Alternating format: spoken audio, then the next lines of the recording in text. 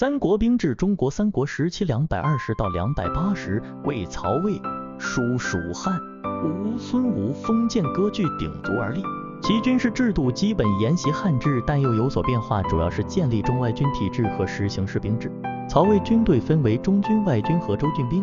中军是曹氏父子以及后来的司马氏直接统辖的部队，前期较少驻于京城之中，后期庞大渐扩驻至城外，主要负责宫廷和京城宿卫以兼出征，编有中领、中护、中监、中垒5位各营。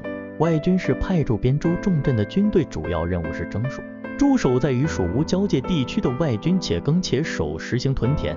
屯田兵以营为单位，每营编60人。州郡兵属地方武装力量较弱，以守备本州郡为任，必要时也应道出征。曹魏的军事大权集中于中央，下设各将军校尉，分领中军诸营。在将军中，以领军为末称中领军将军、护军将军最为重要，对内辅佐统帅，参与军事机要，对外监护诸军。魏末中领军将军总统诸营职权集中。外军由中央派都督分领，都督多由冠以一定名号的将军及中郎将充任。屯田兵则分设度支都尉、度支校尉、度支中郎将管理。曹魏军队的补给由国家统办，军粮军费依租条和屯田收入，其中屯田收入在军粮供给中占很大比重，还设有司金中郎将负责监造兵器。曹魏军队可区分为步军、骑军和水军，在前期兵员靠募集征发及强制降服和少数民族为兵等，到后期逐渐形成士兵制，并成为主要集兵方式。士兵制使服兵役成为一部分人的特定义务，这部分人称为是旗家，称为士家或兵户。士家必须集中居住，另立户籍，与民户分别管理，子孙世代为兵士，死妻寡妻一女还要配嫁世家。吴蜀的军事制度大体与魏之相同，但也有差异。如吴蜀中央军制中前左右后五军，吴军以州师为主，步兵次之；蜀军以步兵为主，骑兵次之。吴实行世袭领兵制，即将领世袭士兵是将领的私属，他们除打仗外，还要为其将领种地服杂役。吴蜀还编有少数民族部队，蜀有从兵、叟兵、轻枪兵等，吴有山岳兵、蛮兵、骑兵等。在武器装备方面，比秦汉时有所发展。相传蜀相诸葛亮曾改制成一次可发10矢的连弩，又造木牛、流马运送物资，提高了军队的补给效率。吴国所造名为长安的战船，可载士兵1000余人。两晋与五胡兵制，中国西晋统一全国后，沿袭曹魏的军事制度，初期中军强，外军弱中，后期宗王出镇四方，又于亡国设置军队，并盛行士兵制。东晋时外军转强，而中军较弱，集兵方式改以募兵制为主。西晋265到316军队分为中军、外军和州郡兵。中军直属中央，编为军营，平时驻守京城内外，有时出征。住在城内的中军为宿卫兵，由左右2位负责宫殿宿卫，其他军营担任宫门和京城宿卫。住在京城外的中军称衙门军，无宿卫任务。中军力量强大，进驻多达36个军，总兵力不下10万人。外军驻守重要州镇，由都督分领。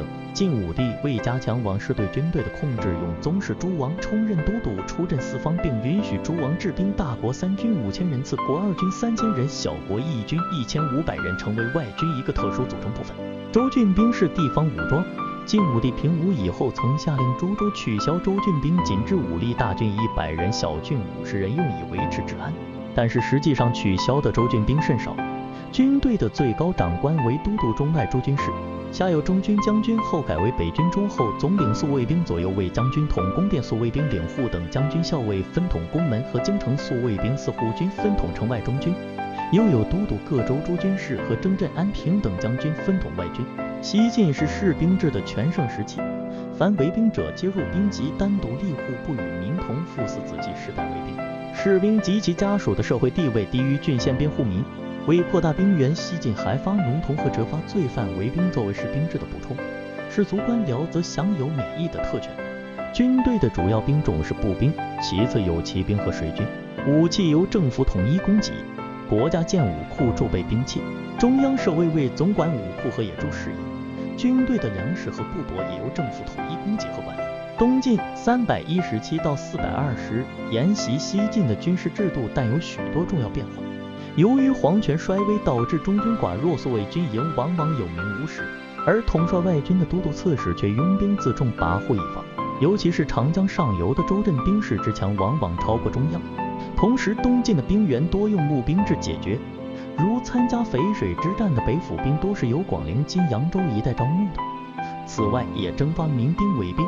与东晋并存的还有北方地区的一些政权，史称16国。其军事制度从中军、外军的组织体制到都督将领的领导指挥系统，大体沿袭曹魏西晋制度，但在兵役制度上却具有北方少数民族的特点。各国统治者大都把本族的部族兵作为基本兵力，加强少数民族在军队中的比重。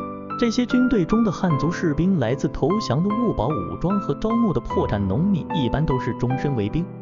这些政权遇有战争也征发郡县民众补充军队。